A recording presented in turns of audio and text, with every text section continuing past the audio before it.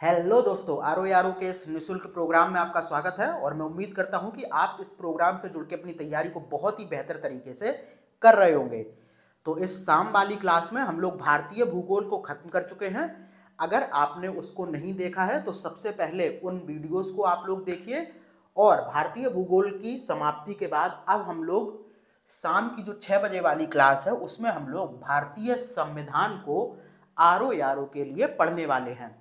भारतीय संविधान की हम लोग बात करें तो आपको लगभग 9 से 12 क्वेश्चन हर बार देखने को आर ओ के प्री हो, ठीक है, या फिर मेंस हो, ठीक है, इनमें देखने को मिलते हैं।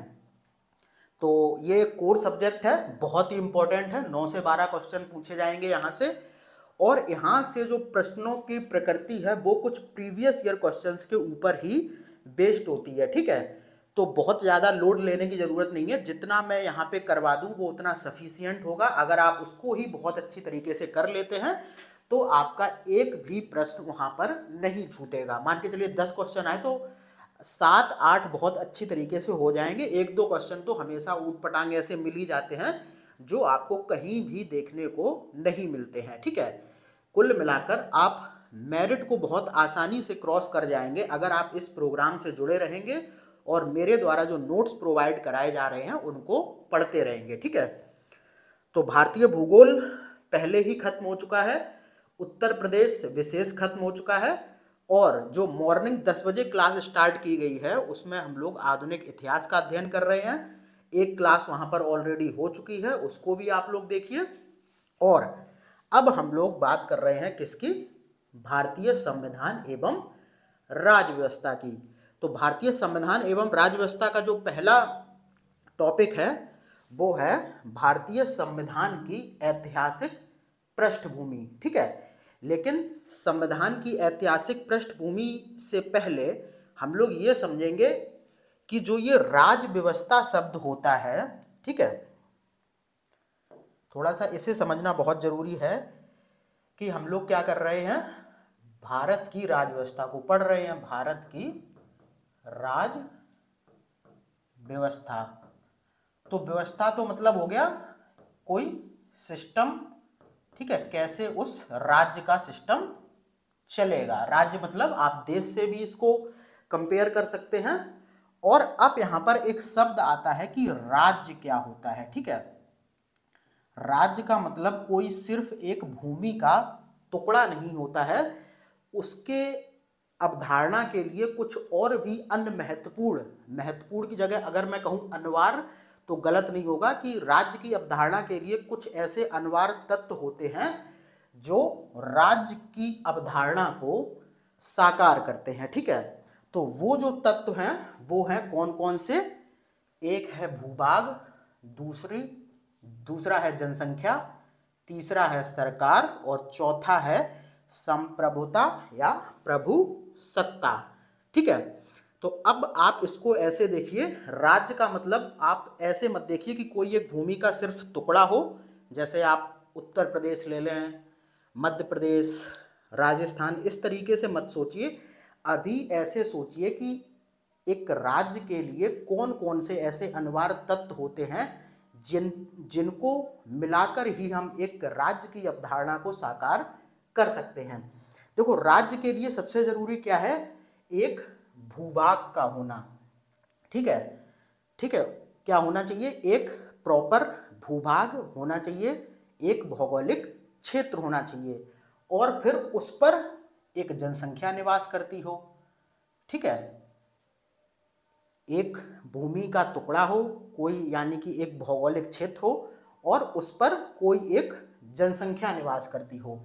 फिर उस राज्य में एक सरकार हो जो उस भूभाग के संदर्भ में इस जनसंख्या के लिए कानून निर्धारित करे, बहुत से नियम बनाए, व्यवस्था बनाए कि किस तरीके से ये लोग राज्य में रहेंगे और क्या क्या इनके लिए कानूनी मान्यताएं होंगी, ये सारी चीजें, ठीक है।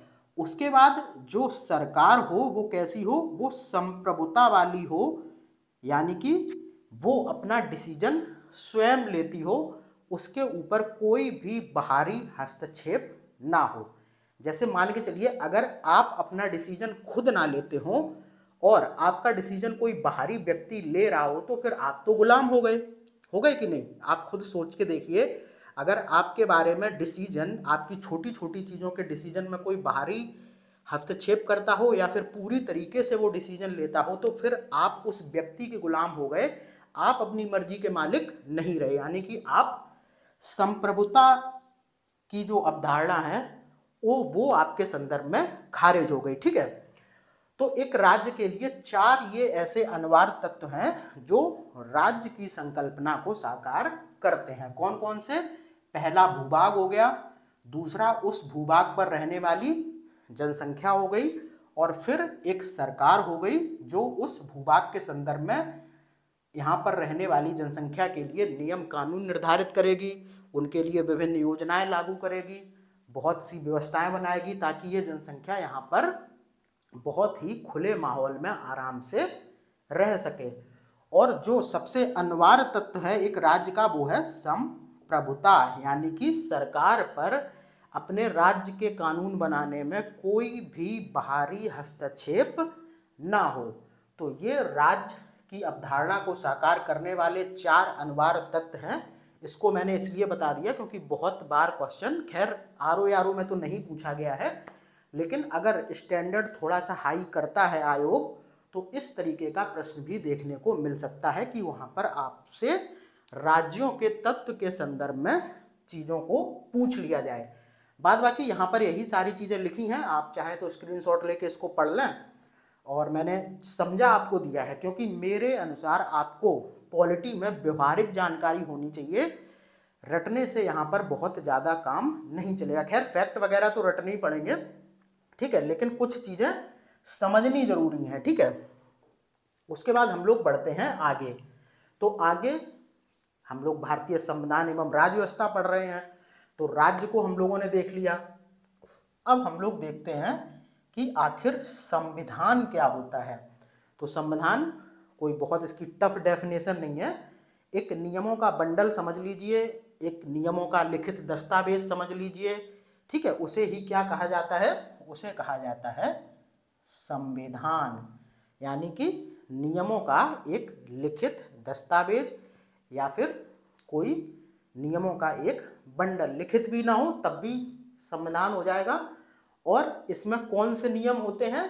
जिसके अनुसार सरकार का संचालन किया जाता हो, कि सरकार एक राज्य के संदर्भ में कैसे काम करेगी, इन सारी चीज़ों की जो लिखित जानकारी होती है, जो इन सारी चीज़ों के नियमों की लिखित जानकारी होती है, वही क्या कहलाती है? वही कहलाती है संविधान।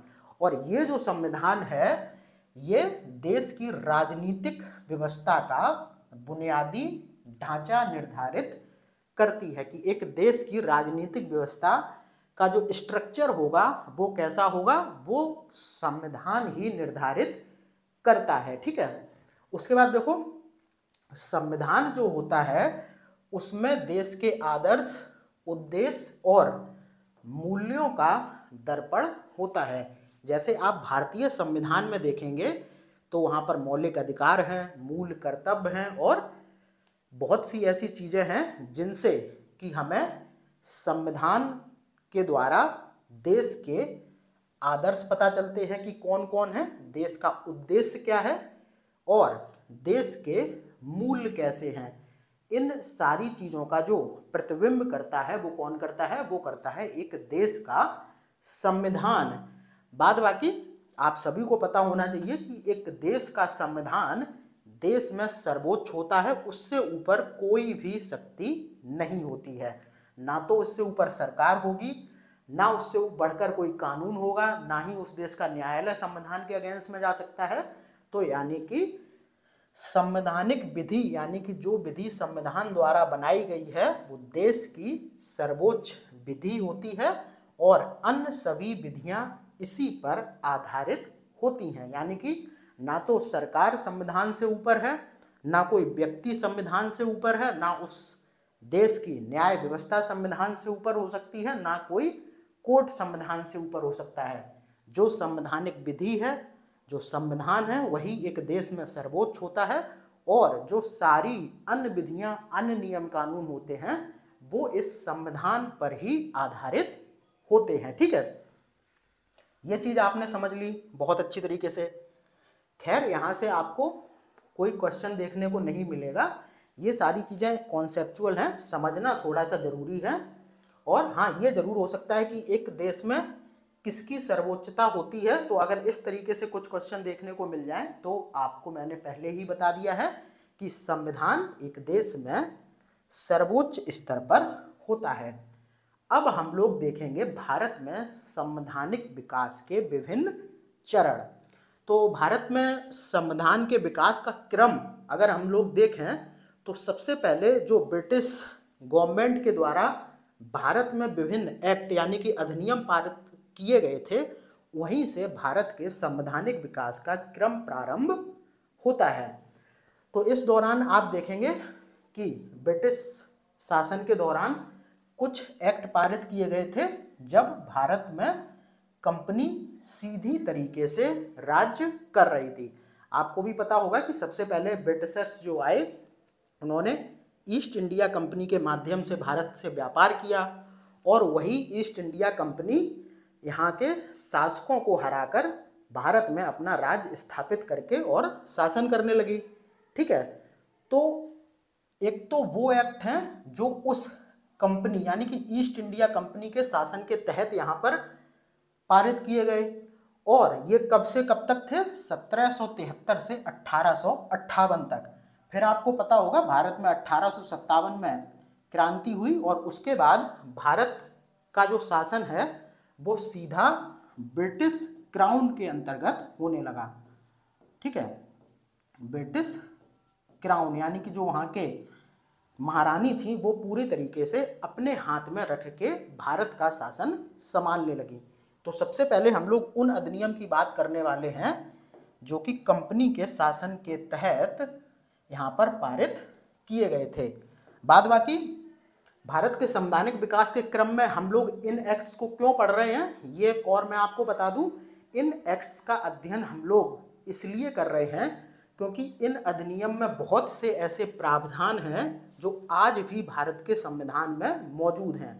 यानी कि भारत के संविधान में बहुत से प्रावधान इन अधिनियमों से लिए गए हैं। बाद बाकी बहुत से की मैं बात करूं तो जो भारत शासन अधिनियम 1935 है वो हमारे संविधान का कहीं ना कहीं मुख्य आधार भी माना जाता है। तो हम लोग स्टार्ट करते हैं कंपनी के शासन के तहत पारित अधिनियम। ठीक है, ये है कंपनी के शासन के तहत पारित, कब से कब तक, 1773 से 1858 के बीच में जो भी अधिनियम पारित किए गए हैं वो कंपनी के शासन के तहत पारित किए गए हैं। तो इनमें जो सबसे पहला अधिनियम या फिर एक्ट को ही अधिनियम कहते हैं, वो है 1773 का रेगुलेटिंग एक्ट। ठीक है, तो सीधा सीधा क्वेश्चन कभी तो पहले यही पूछ लिया जाता है कि कौन ब्रिटिश गवर्नमेंट के द्वारा पारित पहला अधिनियम है, तो 1773 का रेगुलेटिंग एक्ट। अब हम लोग देखेंगे कि इस एक्ट यानी कि इस अधिनियम में क्या क्या प्रावधान किए गए थे। ठीक है, तो हम लोग रेगुलेटिंग एक्ट की बात करें 1773 की, तो इसमें देखो क्या क्या किया गया था। यह कंपनी के कार्यों को नियमित और नियंत्रित करने की दिशा में ब्रिटिश सरकार का पहला कदम था। और इसके द्वारा क्या किया गया, इसके द्वारा जो कंपनी भारत में प्रशासनिक और जो राजनीतिक कार्य करती थी उसको मान्यता दी गई और भारत में केंद्रीय प्रशासन की नींव रखी गई। ठीक है, तो सबसे पहले इस 1773 के रेगुलेटिंग एक्ट में क्या किया गया कि कंपनी के कार्यों को नियमित और नियंत्रित किया गया। ठीक है, उसके बाद देखो कंपनी के जो प्रशासनिक और जो राजनीतिक कार्य थे उनको मान्यता मिली और केंद्रीय प्रशासन की नींव भारत में रखी गई कि कंपनी ही भारत में कौन है, सर्वोच्च है। ठीक है, और वही यहाँ का केंद्रीय प्रशासन संभालेगी। और इस अधिनियम के द्वारा भारत में कंपनी के शासन हेतु पहली बार एक लिखित संविधान प्रस्तुत किया गया। तो इस अधिनियम के द्वारा भारत में कंपनी के शासन हेतु पहली बार एक लिखित संविधान प्रस्तुत किया गया। अब देखो यहाँ से क्वेश्चन क्या क्या पूछे जा सकते हैं। सबसे पहले तो यह क्वेश्चन बन सकता है कि कंपनी के कार्यों को नियमित व नियंत्रित करने की दिशा में ब्रिटिश सरकार के द्वारा पारित पहला अधिनियम कौन सा था। 1773 का रेगुलेटिंग एक्ट। इसमें क्वेश्चन इसी तरीके से बनते हैं, ठीक है। फिर देखो दूसरा क्वेश्चन क्या बनेगा, किस अधिनियम के द्वारा पहली बार भारत में कंपनी के प्रशासनिक एवं राजनीतिक कार्यों को मान्यता मिली। तो आंसर होगा 1773 का रेगुलेटिंग एक्ट। उसके बाद किस अधिनियम के द्वारा भारत में केंद्रीय प्रशासन की नींव रखी गई। 1773 का रेगुलेटिंग एक्ट, ठीक है। किस अधिनियम के द्वारा भारत में कंपनी के शासन हेतु पहली बार एक लिखित संविधान प्रस्तुत किया गया। उत्तर होगा 1773 का रेगुलेटिंग एक्ट, ठीक है। इस तरीके के क्वेश्चन यहाँ से देखने को मिलेंगे। और अगर क्वेश्चन कथन वाला भी पूछा जाएगा तो इसी तरीके से आपको 1, 2 और ऐसे कथन ही आपको देखने को मिलेंगे जो मैंने अभी यहाँ पर आपको बताए हैं, ठीक है। आगे बढ़ते हैं। फिर देखो इस 1773 के रेगुलेटिंग एक्ट के द्वारा एक बहुत ही महत्वपूर्ण काम किया गया और वो ये था कि जो बंगाल का गवर्नर था उसे बंगाल का गवर्नर जनरल पदनाम दे दिया गया, ठीक है। आप सभी को पता है कि जब जो विभिन्न यूरोपीय शक्तियां भारत में आई थी, जैसे कि पुर्तगाली थे, डेनिश थे, डच थे, इन सबको परास्त करके जब यहाँ पर सिर्फ अंग्रेज बचे तो उन्होंने सबसे पहले अपना जो शासन था वो बंगाल में ही स्थापित किया, ठीक है। और वहीं पर उन्होंने सबसे पहले बंगाल के गवर्नर की नियुक्ति करके यहाँ पर अपना शासन करना प्रारंभ किया। तो वही जो बंगाल का गवर्नर था उसे 1773 के रेगुलेटिंग एक्ट के द्वारा बंगाल का गवर्नर जनरल पदनाम दिया गया और इसके अंडर में मद्रास और बंबई के गवर्नर को भी इसके अधीन कर दिया गया, ठीक है। और अब यहाँ पर सबसे महत्वपूर्ण क्या है कि इसी क्रम में जो बंगाल का प्रथम गवर्नर जनरल था वो लॉर्ड वॉरेन हेस्टिंग्स को नियुक्त किया गया, ठीक है। उसके बाद देखो जो बंगाल का गवर्नर जनरल बना उसकी सहायता हेतु एक 4 सदस्यीय कार्यकारिणी परिषद का भी गठन किया गया ताकि बंगाल का गवर्नर जनरल इनकी सहायता से बहुत अच्छी तरीके से भारत के शासन को संभाल सके। उसके बाद देखो 1773 के रेगुलेटिंग एक्ट के द्वारा एक और बहुत इंपॉर्टेंट चीज हुई कि भारत में कलकत्ता में 1774 में एक उच्चतम न्यायालय की भी स्थापना की गई, ठीक है। और इस न्यायालय के कार्य क्षेत्र में बंगाल के साथ साथ बिहार और उड़ीसा भी शामिल थे। बाद बाकी जो ये उच्चतम न्यायालय था इसके जो मुख्य न्यायाधीश थे वो थे कौन, सर एलिजा इम्फे, और बाद बाकी इसमें 3 अन्य न्यायाधीश थे, यानी कि इसमें कुल 4 न्यायाधीश थे, 1 मुख्य और 3 अन्य, और मुख्य का जो नाम है वो है सर एलिजा इम्फे। अब हम लोग देख लेते हैं कि यहाँ से क्या क्या क्वेश्चन बनेंगे।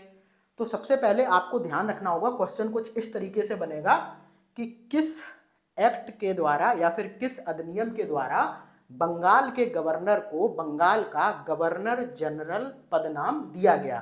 तो 1773 का रेगुलेटिंग एक्ट। उसके बाद यहाँ पर पूछा ये जा सकता है कि भारत बंगाल के प्रथम गवर्नर जनरल का नाम क्या था, यानी और या फिर ऐसे करके क्वेश्चन बन सकता है कि बंगाल के प्रथम गवर्नर जनरल के रूप में किसे नियुक्त किया गया था। तो लॉर्ड वॉरेन हेस्टिंग्स को, बहुत ही इंपॉर्टेंट है, बहुत बार ये पूछा जा चुका है। बाद बाकी 1773 के रेगुलेटिंग एक्ट के तहत बंगाल के गवर्नर जनरल की सहायता हेतु कितने सदस्यीय कार्यकारिणी परिषद का गठन किया गया था। तो आपका उत्तर हो जाएगा 4 सदस्यीय। उसके बाद क्वेश्चन यहाँ पे कुछ ऐसा पूछा जाता है कि कलकत्ता में 1774 में जो उच्चतम न्यायालय खुला था वो किस अधिनियम के तहत खुला था। तो 1773 का रेगुलेटिंग एक्ट। या फिर भारत में प्रथम उच्चतम न्यायालय की स्थापना कहाँ हुई थी, कलकत्ता में, कब हुई थी, 1774 में, ठीक है। जो भारत का पहला उच्चतम न्यायालय यानी कि कलकत्ता उच्च न्यायालय था, उसके अंतर्गत कौन कौन से क्षेत्र आते थे, तो बंगाल, बिहार और उड़ीसा। ठीक है, बाद बाकी भारत के पहले उच्चतम न्यायालय के मुख्य न्यायाधीश कौन थे, ये क्वेश्चन पूछा जा चुका है, तो सर एलिजा इम्फे। या फिर क्वेश्चन ऐसे बन सकता है कि भारत में जो 1773 के रेगुलेटिंग एक्ट के द्वारा प्रथम उच्चतम न्यायालय कलकत्ता में स्थापित किया गया था, उसमें कुल कितने न्यायाधीश थे, तो थे 4, एक मुख्य न्यायाधीश और 3 अन्य न्यायाधीश। ठीक है, तो ये हो गया। बाद बाकी मैं सारी चीज़ों को आपको रिवाइज करता चला जा रहा हूँ ताकि आप किसी भी तरीके का अगर प्रश्न बने तो आप वहाँ पर छोड़ के ना आए। ठीक है, उसके बाद देखो इस एक्ट के द्वारा और क्या क्या किया गया, और ये किया गया कि जो कंपनी के कर्मचारी हैं वो एक तो अपना कोई भी निजी व्यापार नहीं करेंगे। ठीक है, यानी कि जो भी अब अंग्रेज यहाँ पर हैं वो जो भी कंपनी के कर्मचारी हैं वो कंपनी के अंडर ही रहकर अपना व्यापार करेंगे। ठीक है, ऐसा नहीं होगा कि कोई व्यक्तिगत रूप से भारत में व्यापार करने लगे। एक तो इस पर प्रतिबंध लगाया गया, दूसरा प्रतिबंध ये लगाया गया कि जो भी कंपनी के कर्मचारी हैं वो किसी भी भारतीय से कोई भी उपहार नहीं लेंगे। तो 2 तरीके के प्रतिबंध 1773 के इस रेगुलेटिंग एक्ट में कंपनी के कर्मचारियों पर लगाए गए। पहला कौन सा था कि कोई भी कंपनी का कर्मचारी भारत में निजी व्यापार नहीं करेगा, और दूसरा कंपनी का कोई भी कर्मचारी भारतीयों से उपहार नहीं लेगा। ठीक है, ये भी क्वेश्चन आ चुका है, तो इसको बहुत अच्छी तरीके से याद कर लेना। इसके बाद देखो क्या किया गया कि 1773 के रेगुलेटिंग एक्ट के द्वारा कंपनी पर ब्रिटिश कोर्ट ऑफ डायरेक्टर का नियंत्रण बढ़ गया, जिससे भारत में कंपनी को इसके राजस्व, नागरिक और सैन्य मामलों की जानकारी ब्रिटिश सरकार को देना आवश्यक हो गया। इस रेगुलेटिंग यानी कि 1773 के रेगुलेटिंग एक्ट से पहले कुछ इस तरीके से था कि कंपनी मनमानी कोई भी कार्य कर रही थी यहाँ पर। ठीक है, और वो क्या कर रही है ये ब्रिटिश गवर्नमेंट को पता नहीं था कि वो व्यापार कर रही है कि वो युद्ध कर रही है। ठीक है, लेकिन 1773 के रेगुलेटिंग एक्ट के द्वारा कंपनी के कार्यों पर ब्रिटिश कोर्ट ऑफ डायरेक्टर का नियंत्रण बढ़ा दिया गया, और इसके तहत ये किया गया कि कंपनी को भारत के संदर्भ में जो भी राजस्व, नागरिक और सैन्य मामलों की जानकारी है वो किसे, ब्रिटिश सरकार को देना अनिवार्य बना दिया। ठीक है, तो एक तो आप लोग ये याद रखना कि कंपनी के कर्मचारी निजी व्यापार नहीं कर सकते हैं और भारतीयों से कोई उपहार नहीं ले सकते हैं, ये प्रावधान था 1773 के रेगुलेटिंग एक्ट में।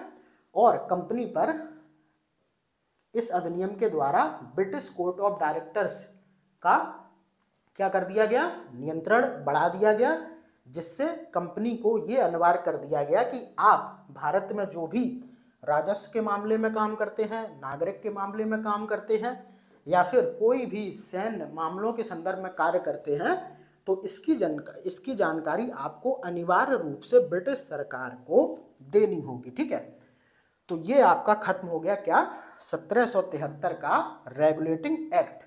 उसके बाद देखो फिर उसके बाद 1773 के रेगुलेटिंग एक्ट के बाद फिर 1781 में एक्ट ऑफ सेटलमेंट पारित किया गया। ये दूसरा एक्ट है। तो इसे पारित करने का उद्देश्य सिर्फ यही था कि जो रेगुलेटिंग एक्ट की कमियां हैं उनको हम इस एक्ट ऑफ सेटलमेंट के नाम से दूर कर सकें। ठीक है, तो क्वेश्चन ये भी बन सकता है कि 1773 के रेगुलेटिंग एक्ट की कमियों को दूर करने के लिए कौन सा एक्ट पारित किया गया, तो 1781 का एक्ट ऑफ सेटलमेंट। इस तरीके से भी क्वेश्चन बन सकता है। बाद बाकी जो मैं ये आपको बार बार बता रहा हूं कि इस तरीके से क्वेश्चन बन सकता है, तो थोड़ा सा आप लोग भी पढ़ते हुए इस बारे में जरूर विचार करिए कि अगर क्वेश्चन ऐसे बन गया, अगर क्वेश्चन ऐसे बन गया, यानी कि जितने भी तरीके से किसी चीज को घुमाया जा सकता है आप अपने दिमाग में पहले से ही उन सारी चीजों के बारे में सोच लीजिए। ठीक है, बाद बाकी एक चीज और है, देखो क्वेश्चन वन लाइनर होता है, युग्म सुमेलन वाला हो सकता है, ठीक है, या फिर सही गलत युग्म पहचानने वाला आता है, या फिर कैसा आ सकता है, कथन कारण वाला आ सकता है, या फिर सही गलत युग्म पहचानने वाला आता है, सही गलत कथन पहचानने वाला, युग्म वाला तो ये हो गया, सही गलत कथन पहचानने वाला आता है, या फिर कैसे आएगा, और यहाँ पर 2-4 पैटर्न बनते हैं, या फिर चीज़ों को क्रम से लगाने के लिए दिया जाता है, क्रम में व्यवस्थित करने के लिए दिया जाता है। बहुत सारी तरीकों के पैटर्न होते हैं जो मतलब कि जो क्वेश्चन के मतलब आपको यहाँ पर ये सोचना है कि जो क्वेश्चन है वो किस पैटर्न पर किस जगह से बन सकता है। जैसे कि देखो यहाँ पर आप देखेंगे, जैसे ऐसे पढ़ना स्टार्ट करिए तो आपके दिमाग में जब कोई लिस्टिंग वाली चीज़ पढ़ते हैं, जैसे कि आप ज्वालामुखी का अध्ययन कर रहे हैं, ठीक है, तो आपके दिमाग में कहीं ना कहीं ये बना रहेगा कि एक तो ये सीधा सीधा पूछ सकता है कि ये ज्वालामुखी कहाँ स्थित है, तो वन लाइनर बन गया, या फिर 4 ज्वालामुखी दे देगा, 4 स्थान दे देगा, युग्म सुमेलन, या फिर क्या पूछ लेगा कि 4 ज्वालामुखी दे देगा, उनमें से एक के युग्म को गलत कर देगा, फिर आपसे युग्म सुमेलन पर क्वेश्चन आ जाएगा। अब आप देखेंगे कि वहाँ कथन कारण का क्वेश्चन बनने की संभावना नहीं है, ठीक है, या फिर सही गलत कथन वाला क्वेश्चन भी बन सकता है कि कोई ज्वालामुखी यहाँ स्थित है, कोई ये ज्वालामुखी का ये नाम है, ऐसे करके क्वेश्चन। तो इन सारे पैटर्न पर मेरा मतलब ये था, इसीलिए मैंने ये लिख के आपको बताया कि ये देखो विभिन्न पैटर्न होते हैं एक क्वेश्चन को बनाने के। तो आप अपने दिमाग में सोचा करिए कि अगर इस पैटर्न पे आया तो कैसे बनेगा, इस पैटर्न पे आ गया तो क्वेश्चन कैसा आ सकता है। इसीलिए मैंने ये सारी चीज़ें बताई हैं। बाद बाकी अगर आप इसको लिखना चाहें कि एक क्वेश्चन कैसे कैसे फॉर्म किया जा सकता है तो ये लिख लें आप, ताकि आप अपनी जो क्वेश्चन को सोचने की क्षमता है वो थोड़ा सा अच्छा बना सकें, ठीक है। आप पहले से ही पूरी चीज़ें दिमाग में लेके जाएंगे तो एग्ज़ाम हॉल में दिक्कत नहीं होती है। दिक्कत उन्हें होती है जो सोच ही नहीं सकते हैं कि यहाँ से अरे ये कैसा प्रश्न आ गया, उनके दिमाग में सिर्फ यही उठती हैं बातें। तो आप पहले से ही एडवांस में सोच के चलिए और लोगों से स्मार्ट बनिए। अगर आप मेरे से पढ़ने आए हैं तो मेरा उद्देश्य यही है कि थोड़ा सा स्मार्ट बन के पढ़ाई करिए। अच्छी खासी सीट है, बहुत आराम से आपका सिलेक्शन हो जाएगा, ठीक है। बाद बाकी 411 पोस्ट है तो हो सकता है 50 पोस्ट और बढ़ गई तो 450 के समथिंग सीट आ जाएंगी। तो अगर आप सीरियस हैं तो सिलेक्शन लेने में बहुत ज़्यादा दिक्कत आपको नहीं होगी। बाद बाकी ये जितनी भी जीएस में पढ़ा रहा हूँ वो आपको मुख्य परीक्षा में भी प्रॉपर काम करेगी। ऐसा नहीं है कि उसके लिए कोई अलग से जीएस होगी, यही जीएस है। हो सकता है क्वेश्चन का जो पैटर्न हो वो मुख्य परीक्षा में थोड़ा सा टफ देखने को मिल जाए। तो हम लोग बात कर रहे थे एक्ट ऑफ सेटलमेंट की, जो कि 1781 में पारित किया गया था। और ये एक्ट क्यों पारित किया गया था, ताकि जो 1773 का रेगुलेटिंग एक्ट है उसकी कमियों को दूर किया जा सके। और इसमें क्या किया गया एक्ट ऑफ सेटलमेंट में कि जो कलकत्ता की सरकार थी, यानी कि जो कलकत्ता का गवर्नर जनरल था, उसे बंगाल, बिहार और उड़ीसा के लिए भी विधि निर्माण की शक्ति प्रदान की गई। विधि निर्माण मतलब कि वह उड़ीसा, बिहार और बंगाल के संदर्भ में भी कानून बना सकता है। विधि का मतलब होता है कानून, आप लोग कंफ्यूज मत होना। और क्या किया गया, इस एक्ट के तहत कंपनी के अधिकारी शासकीय रूप से किए गए अपने कार्यों के लिए सर्वोच्च न्यायालय के कार्य क्षेत्र से बाहर हो गए, ठीक है। तो इसमें तीन बातें आपको ध्यान रखने की जरूरत है। एक तो जो एक्ट ऑफ सेटलमेंट 1781 है, ये रेगुलेटिंग एक्ट 1773 की कमियों को दूर करने के लिए पारित किया गया।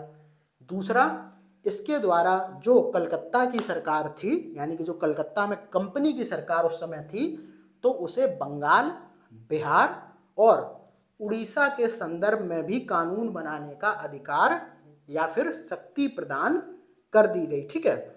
और क्या किया गया कि जो कंपनी के अधिकारी हैं, जो भी उन्होंने शासकीय रूप से कार्य किए हैं, वो सर्वोच्च न्यायालय के कार्य क्षेत्र से बाहर हो गए। यानी कि सर्वोच्च न्यायालय अब कंपनी के अधिकारियों के जो शासकीय रूप से किए गए कार्य हैं उन पर कोई भी अपना जो दावा है वो नहीं कर सकता है, कोई भी केस इस उच्चतम न्यायालय में नहीं आ सकता है। यही इस एक्ट ऑफ सेटलमेंट 1781 के प्रमुख 3 प्रावधान थे। ठीक है, उसके बाद हम लोग बात करते हैं अगला जो एक्ट पारित किया गया वो किया गया पिट्स इंडिया एक्ट 1784। ठीक है, तो इसके द्वारा देखो क्या किया गया, इसके द्वारा बहुत ही महत्वपूर्ण चीज की गई कि कंपनी के जो राजनीतिक और जो व्यापारिक कार्य थे उनको पृथक्करण कर दिया गया, यानी कि उनको अलग अलग कर दिया गया। ठीक है, पहले क्या था कि कंपनी राजनीतिक और व्यापारिक कार्यों को साथ में कर रही थी और उनका लेखा जोखा एक जैसा रखा जा रहा था, लेकिन 1784 के पिट्स इंडिया एक्ट में कंपनी के जो भी राजनीतिक कार्य थे, यानी कि शासन संबंधी कार्य, और व्यापारिक का मतलब समझ ही गए, व्यापारिक कार्य। ठीक है, तो इनको क्या कर दिया गया, इनको अलग अलग कर दिया गया, और जो राजनीतिक मामले थे कंपनी के उनके लिए एक नियंत्रण परिषद या फिर नियंत्रण बोर्ड की स्थापना की गई। ये क्वेश्चन पूछा जा चुका है कि कंपनी के राजनीतिक मामलों के लिए नियंत्रण परिषद या फिर नियंत्रण बोर्ड की स्थापना किस एक्ट के तहत की गई थी, तो वो 1784 का पिट्स इंडिया एक्ट। उसके बाद देखो एक और महत्वपूर्ण चीज कि जो 1784 का पिट्स इंडिया एक्ट है, इसमें क्या किया गया, इसके द्वारा प्रावधान किया गया कि जो भारत में कंपनी के अधीन क्षेत्र है उसको पहली बार ब्रिटिश आधिपत्य का क्षेत्र कहा गया। ठीक है, और ब्रिटिश सरकार को भारत में कंपनी के कार्यों व प्रशासन का पूर्ण नियंत्रण प्रदान किया गया। देखो अभी तक कंपनी भारत में शासन कर रही थी, लेकिन जो कंपनी ने भारत में जो भी क्षेत्र जीत रखे थे या जिन पर भी वो शासन कर रही थी उनको कभी भी ब्रिटिश आधिपत्य, यानी कि ऐसा नहीं कहा गया कि वो ब्रिटिश सरकार का क्षेत्र है, लेकिन 1784 के पिट्स इंडिया एक्ट के द्वारा कंपनी के अधीन जो भी भारत में क्षेत्र था उसको ब्रिटिश आधिपत्य का क्षेत्र कहा गया और ब्रिटिश सरकार को भारत में कंपनी के प्रशासन का पूर्ण नियंत्रण प्रदान किया गया। ठीक है, तो यहां से देख लो 3-4 फैक्ट बन रहे हैं कि पहली बात तो 1784 का जो पिट्स इंडिया एक्ट है उसके द्वारा कंपनी के राजनीतिक और व्यापारिक कार्यों को अलग अलग कर दिया गया, और राजनीतिक मामलों के लिए यानी कि कंपनी के राजनीतिक मामलों के लिए एक नियंत्रण परिषद या फिर उसको कहें नियंत्रण बोर्ड की स्थापना की गई, और जो भी कंपनी के अधीन भारत में क्षेत्र था उसे ब्रिटिश आधिपत्य का क्षेत्र कहा गया और ब्रिटिश सरकार को कंपनी के प्रशासन का पूर्ण नियंत्रण प्रदान कर दिया गया। तो ये था आपका 1784 का पिट्स इंडिया एक्ट। यहाँ पर इंपॉर्टेंट ये है, क्वेश्चन कुछ ऐसे आपको देखने को मिलेगा कि किस अधिनियम के द्वारा राजनीतिक व कंपनी के राजनीतिक व व्यापारिक कार्यों को अलग अलग कर दिया गया या पृथक्करण कर दिया गया। तो 1784 का पिट्स इंडिया एक्ट। किसके द्वारा कंपनी के राजनीतिक मामलों के लिए एक नियंत्रण बोर्ड या फिर नियंत्रण परिषद की स्थापना की गई, तो 1784 का पिट्स इंडिया एक्ट। बाद बाकी किस अधिनियम के द्वारा पहली बार भारत में कंपनी के अधीन क्षेत्र को ब्रिटिश आधिपत्य का क्षेत्र कहा गया, तो 1784 का पिट्स इंडिया एक्ट। ठीक है, किस अधिनियम के द्वारा कंपनी के प्रशासनिक कार्यों को ब्रिटिश सरकार के पूर्ण नियंत्रण में रखा गया, तो भी आपका उत्तर होगा 1784 का पिट्स इंडिया एक्ट। यहाँ से मैं एक चीज बता दूं कि जो क्वेश्चन बनते हैं वो मोस्टली वन लाइनर आपको देखने को मिलेंगे, सीधा सीधा पूछा जाएगा कि ये प्रावधान किसमें है। दूसरा, यहाँ से अगर टफ क्वेश्चन देखने को मिलेगा तो एक तरफ लिखे होंगे अधिनियम, ठीक है, और एक तरफ लिखे होंगे प्रावधान, ठीक है, और फिर क्या होगा, फिर आपको मिलाने के लिए दे देगा, यहाँ पर अधिनियम लिख देगा विभिन्न, यहाँ पर उल्टा सीधा प्रावधान लिख देगा, फिर आपको इस तरीके से मिलाना होगा कि किस अधिनियम में क्या प्रावधान किए गए थे। तो ये आज की क्लास को हम लोग यहीं पर समाप्त करते हैं, और बहुत सारे एक्ट हैं अभी, उनको हम लोग पढ़ेंगे। और ठीक है, फिर सुबह मॉर्निंग वाली भी क्लास आप लोग आधुनिक इतिहास की देखिए। और क्लासेस नो डाउट बहुत शानदार चल रही हैं, अगर आप थोड़ा सा भी यकीन करके यहाँ पर पढ़ेंगे और बाद बाकी अन्य कहीं भी आप क्लासेस देख के आएंगे जो आपको भारी भरकम फीस पर मिल रही होंगी, तो कहीं ना कहीं आप यहाँ पर मतलब अपेक्षाकृत बेहतर क्वालिटी देखने को मिल रही है यहाँ पर। ठीक है, तो फिर मिलते हैं अगली वीडियो में, तब तक के लिए धन्यवाद।